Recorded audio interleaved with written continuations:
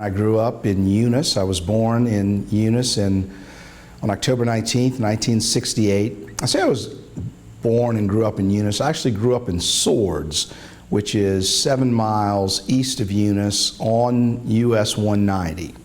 My family has lived in St. Landry Parish for many generations. My dad, Francis Papillion, married my mother, Rita St. Julian, in 1965. My mother was from Lafayette, and they moved to Swords, where my dad, one of 7 sons, had grown up. My family really had a very interesting, or maybe somewhat unusual, understanding of race. When I was a kid, and I went to kindergarten for the first time, I didn't understand anything about race. Most of the people I knew looked like me, and my aunts and uncles did, my grandparents did, or if they didn't, I didn't really notice.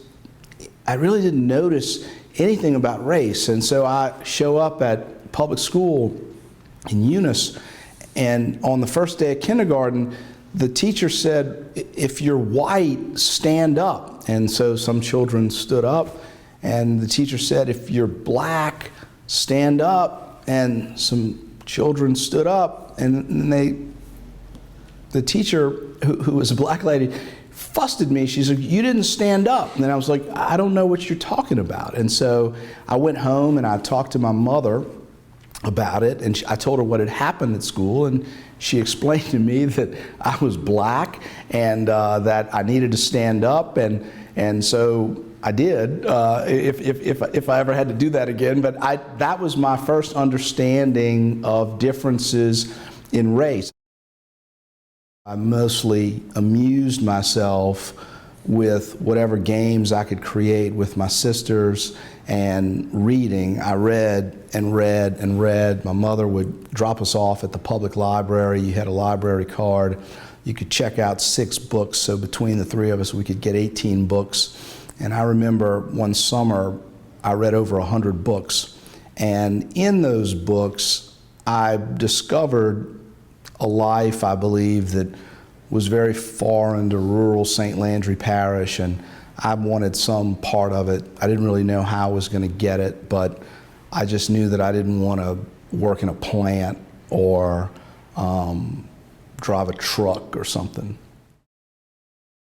Early, as a young high school student, I got summer jobs working at the courthouse. I worked in the clerk of court's office one summer, and then I worked at the city hall one summer, and I had a variety of jobs, from cutting grass to cleaning up the fire station to helping renovate the Liberty Theater in Eunice, or filing old probate papers at the courthouse.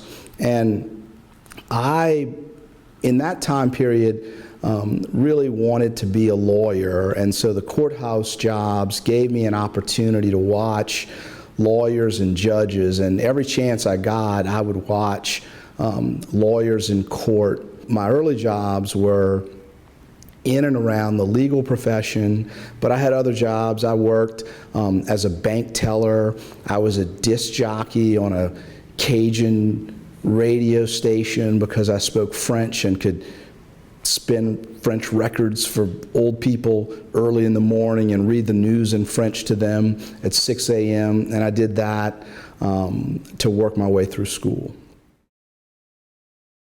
And my options were basically, I could go to LSU in Eunice, or I could go to what is today ULL, but back then was USL in Lafayette. And I learned that if I went to LSU Eunice, everything I took there would transfer perfectly to LSU in Baton Rouge, which is where I really wanted to go all along.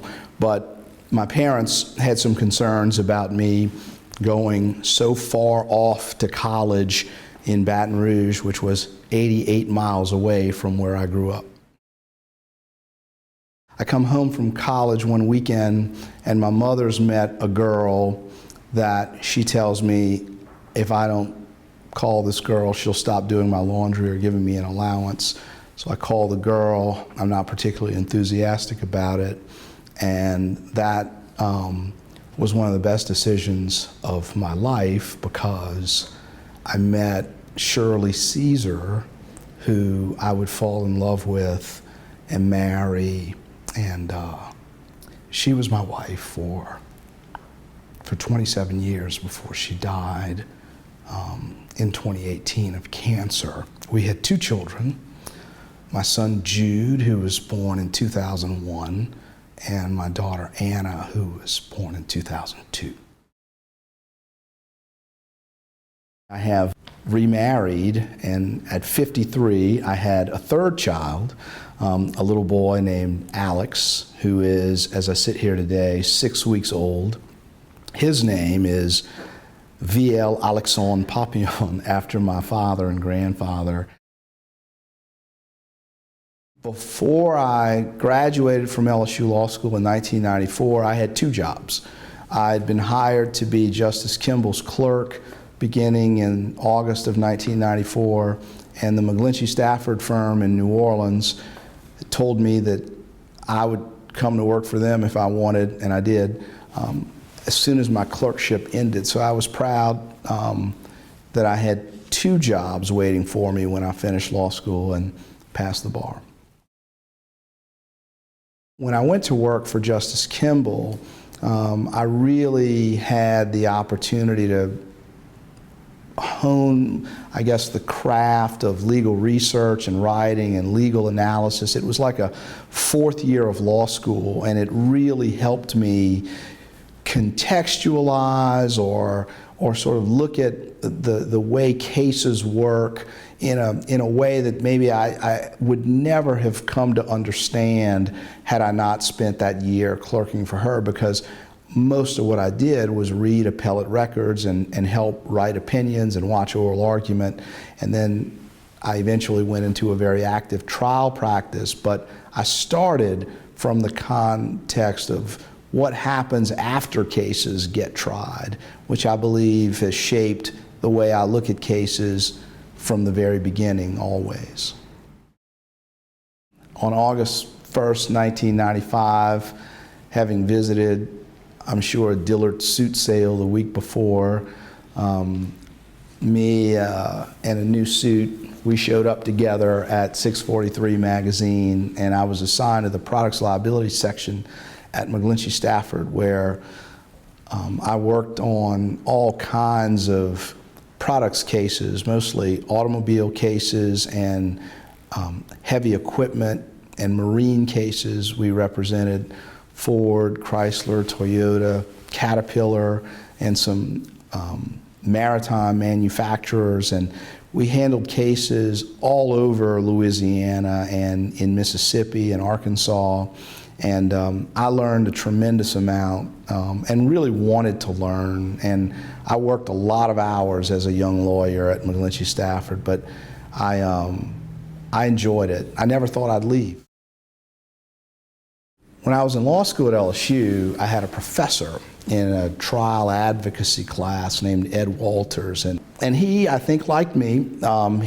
So Ed Walters would tell me from time to time, one day I'm going to call you and I'm going to offer you a job, and if you have any brains in your head, you're going to take that job. And in February of 1999, I came to work for Ed, having gotten a phone call from him about 6 weeks before that. And I started working for Ed Walters, which was a wonderful opportunity. I was working at Moore Walters Thompson in Baton Rouge. I was still a young lawyer, 3 or 4 years out, 4 or 5 years out of law school, no children yet, and I worked a lot, but I got to work on all kinds of cases. One of the things about me that is, I don't know whether it's a blessing or a curse, is I have a hard time saying no. And so people, if someone asks me if I want to give a talk or I want to do something, I'll typically do it. But Ed Walters was extremely encouraging of me to get active in the legal community. And I tried to be active in the legal community when I was practicing in New Orleans, but it was different. The firm was supportive, but those kinds of things were more difficult to break into in New Orleans. And when I came to Baton Rouge, I saw there's just a lot of opportunity to be active in the bar. So from the very beginning, I started being active in the Baton Rouge bar. Not long after coming to Baton Rouge, I became active in the Rotary Club of Baton Rouge and served on the board of directors of those. I probably didn't look at the timetable of things just right, because some 12, 13 years or so after coming to Baton Rouge, I found myself being president of the Baton Rouge Bar Association, which has about 3,000 members, and president of the Rotary Club of Baton Rouge, which has about 500 members, but is perhaps an even larger time commitment. I was president of them at the same time, and so I've always been very active in the community. Ed Walters helped me become an adjunct professor at the law school, and I've been an adjunct professor for 20 years or more now. And in 2016, I was president of the State Bar Association. I've been active in the American Bar Association, and so I think those are like my hobby. I like lawyers. I like lawyer groups, and I like serving the profession and the community outside of my cases every day. I had a case once where I was against Barry Scheck in a civil case. I was defending a doctor, and he was representing a plaintiff, and I remember telling my wife, Shirley, I can't believe I'm going to be sitting across the table from Barry Scheck today. And she said, Barry Scheck better be worried about the fact that he's sitting across the table from you today. And I had a hard time maybe seeing myself that way, but I did okay. I love being a lawyer. I wouldn't do anything else. I'm amazed people pay me to do this. Don't tell them, but I might do it and not get paid. When I was a young lawyer and I had the choice of how I would spend my Saturdays, I would rather go to the office than to a movie because my cases were more fun. I would want to be remembered for something. It is that I try to be honest and fair and serious, but not take myself too seriously, and do good work for people as a lawyer to try and solve their problems in a fair and ethical way every day. I just love being a lawyer.